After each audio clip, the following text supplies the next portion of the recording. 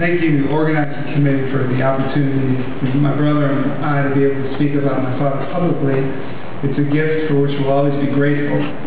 It's not such a gift, though, that I have to follow James Woods and Congressman Lynch. I fully expected to follow my mother's poem, and this is very different from that.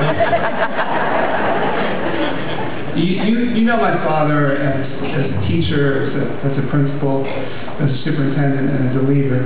And I have often, especially in the last few weeks, looking at a lot of the articles that have been written about him and a lot of things that have been said, I've drawn several parallels between what he's done as an educator and what he's done as a parent.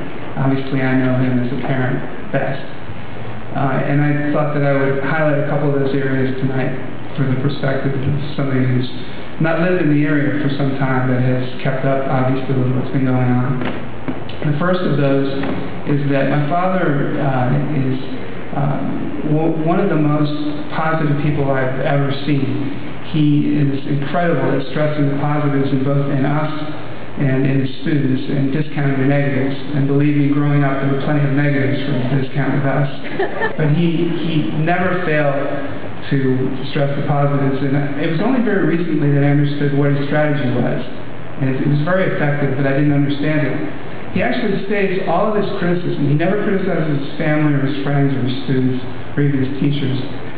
But he states it all for one person.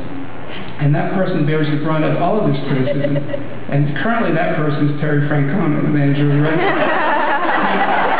It doesn't matter that he's won a world championship. He's still an idiot. And so all of the criticism that he might heap on other people ends up at the TV set. Terry Francona never knows, so there's no problem with that. And everybody else walks away scot-free. It works very, very well. The second parallel that I draw between his parenting and his teaching is that he has instilled in us, just as he has in his students, the value of education and the importance of intellectual curiosity. And we talk weekly, and during our weekly calls, it's inevitable that he raises an achievement of somebody in the school system, either a group or a student. He never talked about the negative issues that were going on in the school system unless he absolutely had to. It was always about something that somebody had achieved, and that was constant through the years. And it really speaks of the way he looks at the world and why he's been able to continue in this role.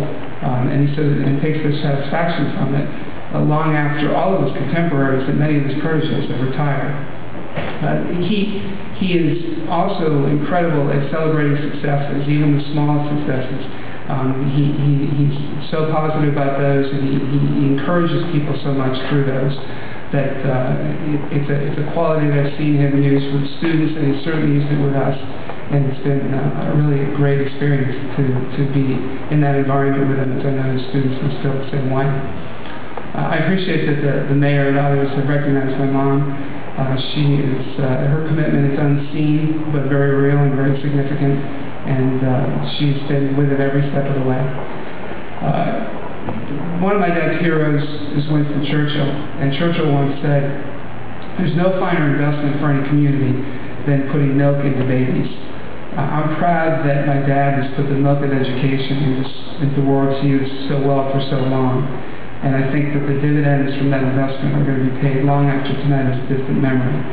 I want to thank everybody here for honoring him, for being a great educator, and giving me the opportunity to honor him as a great parent and a great parent.